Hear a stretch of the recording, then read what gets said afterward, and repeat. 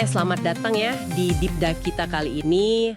Hari ini kita mau coba gali lebih dalam nih satu gagasan dari materi yang kamu bagikan. Soal gimana sih caranya nemuin ketenangan yang benar-benar tenang dengan nyerahin semua urusan ke Allah. Misi kita yaitu nangkap intinya terus gimana terapinnya. Ini bukan soal nyerah pasif gitu aja loh ya, tapi gimana nemuin kekuatan justru pas kita pasrah secara aktif. Oke deh, siap ya kita bedah bareng. Kita bakal lihat nih gimana dzikir, terus sholat, sama perubahan cara pandang kita itu bisa jadi kunci. Termasuk juga gimana bedain mana anugerah, mana ujian yang nyamar. Nah sumbermu itu langsung to the point banget. Kalau kamu ndak mau capek, serahin aja ke Allah. Fondasinya katanya ada di dzikir. Ingat Allah, tapi ditekankan banget ya, ini bukan sekedar ucapan di bibir doang kan? Betul. Lebih kayak getaran kesadaran gitu ya, yang nyatu sama napas kita. Kalau udah gini, katanya sih rasa syukur pas senang, sabar pas susah, itu munculnya alami aja, nggak pakai ngeluh.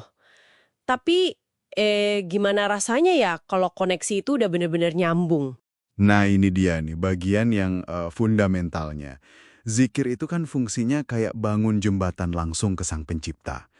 Kedekatan ini kalau menurut sumbermu itu bisa sampai di titik di mana doa kita tuh kayak dijawab bahkan sebelum selesai kita ngomong. Efek praktisnya gimana?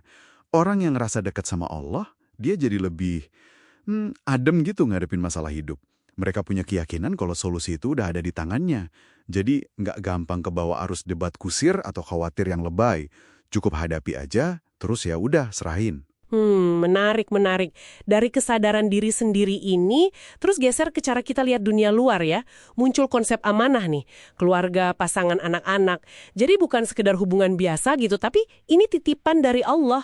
Wah, ini dalam sih. Ini mengubah cara kita interaksi jadi kayak ibadah ya berarti.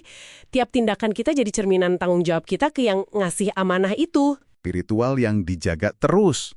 Dan disinilah sumber-sumber yang kamu bawa itu nunjuk ke gerbang koneksi utamanya, sholat. Kan firman Allah juga jelas ya, laksanakanlah sholat untuk mengingatku. Sholat itu jadi momen dialog yang paling intim, paling dekat. Kalau kita coba lihat gambaran besarnya, kisah Nabi Zakaria yang kamu sebut tadi itu contoh yang wah dahsyat banget. Oh iya, yang soal pengen punya anak di usia senja itu kan? Nah, iya itu. Secara logika, ya mana mungkin, udah tua banget.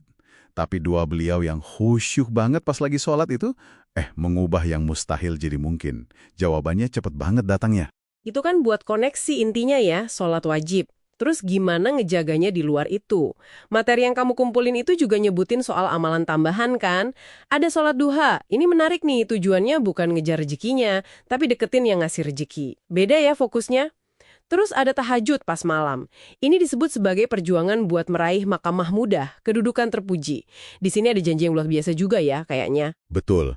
Perjuangan bangun malam buat tahajud itu, buahnya adalah takwa. Dan hasil dari takwa ini, seperti yang dijanjikan di materi yang kamu baca, itu spesifik banget. Jalan keluar dari tiap kesulitan, terus rezeki dari arah yang nggak disangka-sangka.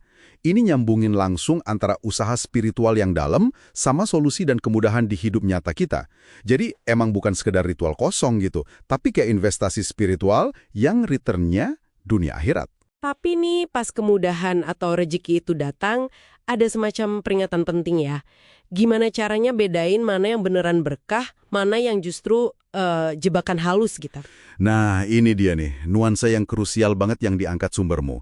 Soal bedain karunia yang asli sama istidraj.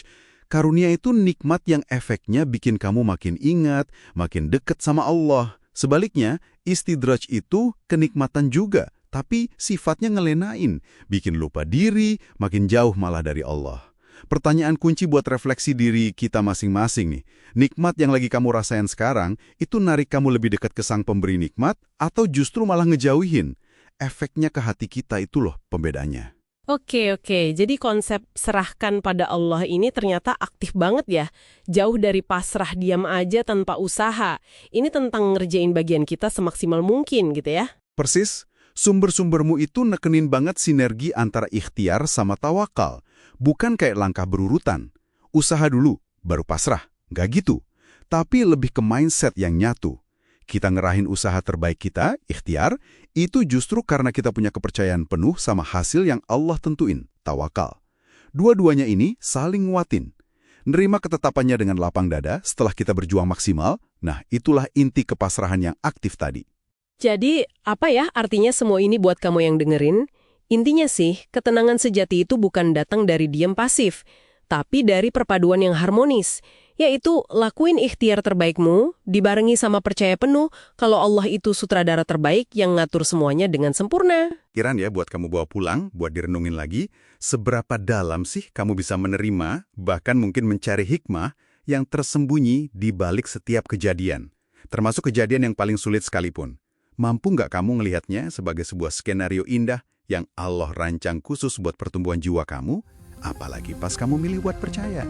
Nah, itu mungkin pertanyaan buat eksplorasi pribadimu lebih lanjut.